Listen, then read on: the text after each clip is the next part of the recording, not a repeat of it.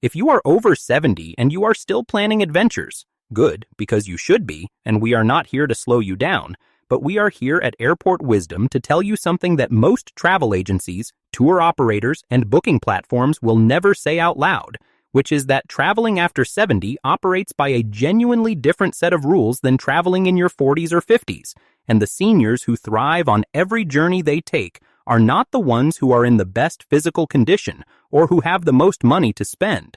They are the ones who prepared honestly, anticipated the specific challenges that come with this stage of life, and built a travel strategy around reality rather than around the version of themselves they remember from 20 years ago. Today, we are walking you through 5 hidden dangers of traveling after 70 that the industry hopes you will discover the hard way rather than in advance, because an unprepared senior traveler is a profitable one. They buy last-minute upgrades in a panic. They overpay for services they could have arranged in advance, and they come home exhausted and discouraged rather than energized and planning the next trip. And that cycle ends today. So let us get into all 5 of these dangers and exactly how to outsmart every one of them. The first hidden danger is one that the glossy photography in every travel brochure is specifically designed to make you forget about, and that is the genuine and significant physical demand that modern travel places on a body that processes strain differently at 70 than it did at 50. That economy seat that was merely uncomfortable on a 4-hour flight a decade ago is now a meaningful health risk on anything longer, because extended immobility in a cramped seated position at altitude significantly elevates the risk of deep vein thrombosis, dangerous blood clots that form in the legs of sedentary passengers and that are more common and more consequential in older travelers than most people realize. The charming cobblestone streets that look so beautiful in European travel photography are genuinely brutal on arthritic knees and compromised joints after the first 30 minutes of walking on them. The boutique hotel without an elevator that seemed like an atmospheric choice during booking becomes a twice-daily physical ordeal when your knees are having a difficult day. None of this means you cannot go to Europe, cannot walk through beautiful cities, cannot take long-haul flights. It means you go with a plan. Build strategic rest days into your itinerary, alternating one active day with one lighter recovery day so your body is never pushed past its sustainable limit. Research accommodations specifically for accessibility factors, elevator access, proximity to attractions that reduces daily walking distance, ground floor room availability. Consider the travel philosophy that our most experienced Airport Wisdom community members over 70 consistently endorse. Spend longer in fewer places rather than moving every 2 days, because the physical and logistical cost of constant movement compounds quickly, and the depth of experience you gain from staying longer in one place consistently outweighs the breadth of rushing through many. The second hidden danger is the one that even physically robust and well-prepared senior travelers frequently overlook until they are in the middle of a foreign country facing it directly: medical vulnerability abroad, and specifically the dramatic variation in healthcare quality, language accessibility, medication availability, and insurance acceptance that exists between different destinations around the world. The comfortable assumption that the level of medical care you take for granted at home is universally available is one of the most dangerous assumptions a senior traveler can carry into an international trip. In many destinations, particularly in developing regions, hospitals and clinics lack the resources, equipment, and specialist capacity to address age-related health emergencies with the speed and quality that the situation demands. Medication availability is an even more immediate risk. The prescription medications you take daily, the ones your health depends on maintaining consistently, may be unavailable at your destination, may be sold under a different name that you do not recognize, or in some cases may be classified as controlled or restricted substances in certain countries. A lost suitcase containing your medications is not a baggage inconvenience. It is potentially a life-threatening emergency depending on what those medications are and how long you are away from home. The protective strategy our Airport Wisdom community has refined is a 4-part system.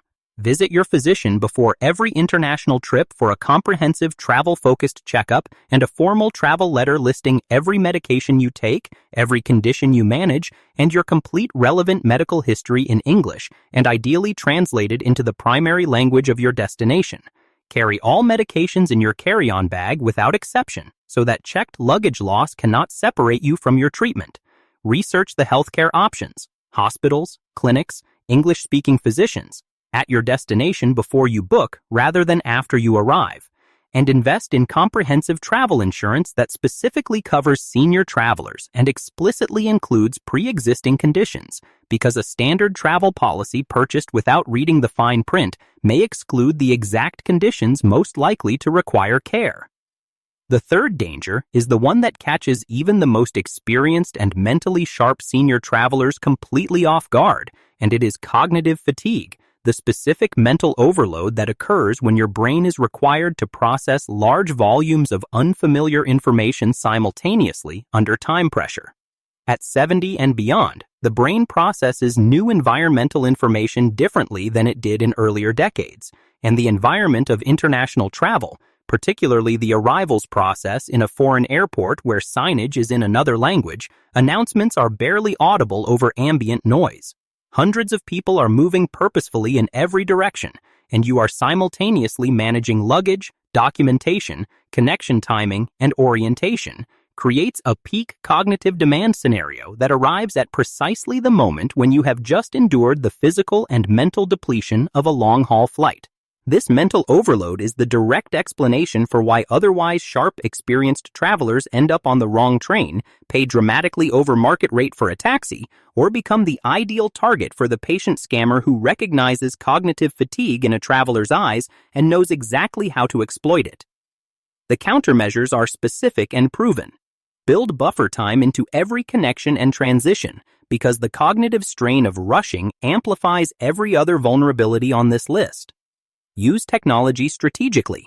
Downloaded offline GPS maps and translation apps reduce the real-time mental processing load significantly by converting unknown environments into navigable ones, and create a printed structured itinerary with clear directions, confirmation numbers, addresses, and contingency contacts, because having that document in your hand when your phone battery has died or when the airport Wi-Fi is not cooperating is the difference between calm navigation and genuine crisis.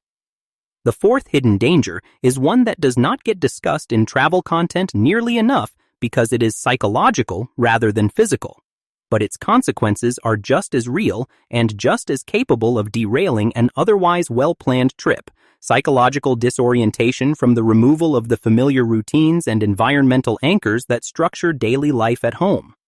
At home, everything operates on patterns you have established and refined over decades: the rhythm of your morning, the familiar sounds and visual cues of your neighborhood, the ease of every ordinary transaction conducted in your own language with complete social fluency.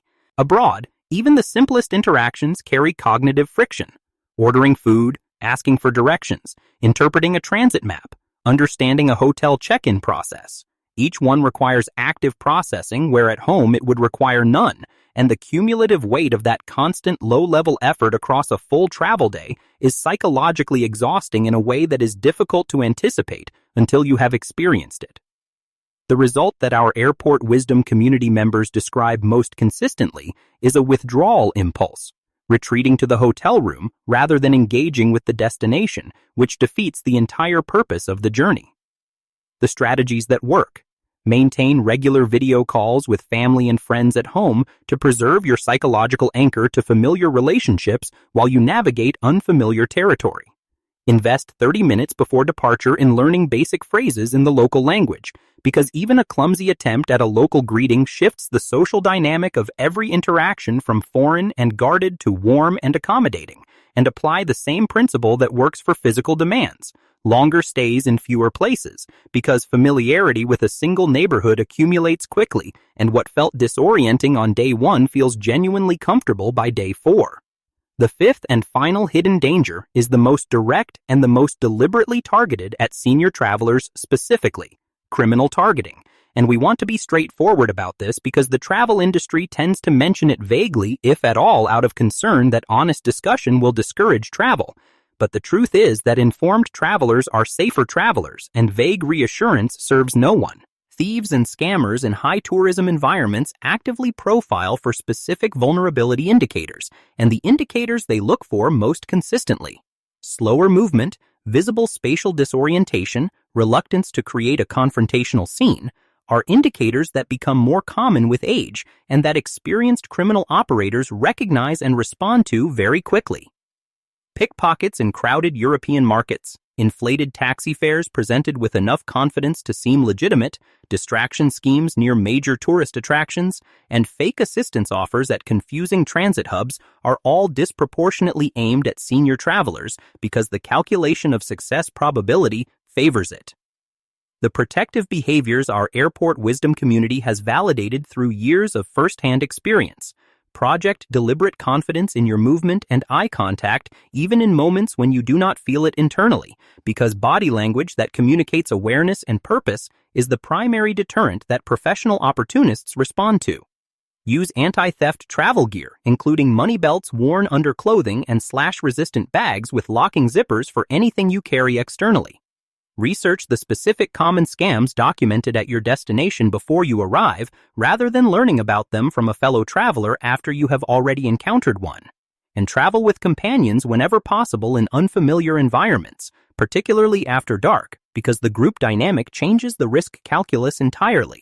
These 5 dangers: physical demands that your body now processes differently, medical vulnerabilities that vary dramatically by destination, cognitive fatigue that peaks at the worst possible moments, psychological disorientation that pulls you away from the experience you came for, and criminal targeting that is deliberate and specific, are real, they are documented, and they are absolutely preventable with the preparation and honest self-awareness that transforms a potentially overwhelming journey into the kind of travel experience that reminds you exactly why you saved up for it and planned it and looked forward to it.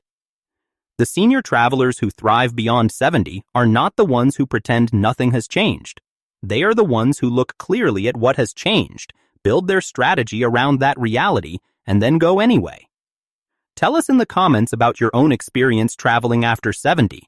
What has surprised you? What has worked? What you would tell a first-time senior traveler about to take the leap, because your wisdom is exactly what someone newer to this community needs to hear. If today's video gave you something genuinely useful, hit subscribe and turn on notifications because Airport Wisdom publishes new senior travel guidance every single week, and we will see you in the next one.